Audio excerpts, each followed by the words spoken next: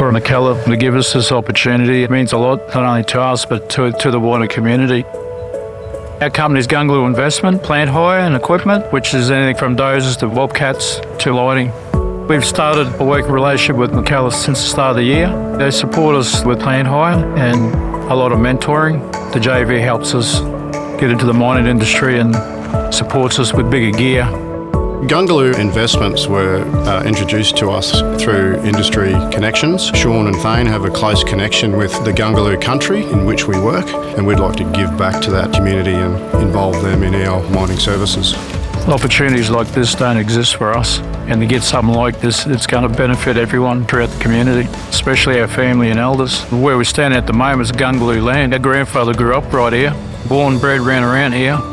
We've done a lot of hard work outside of this, and to even get noticed and get the phone call from MacKellar was massive for us. The impact's going to be huge.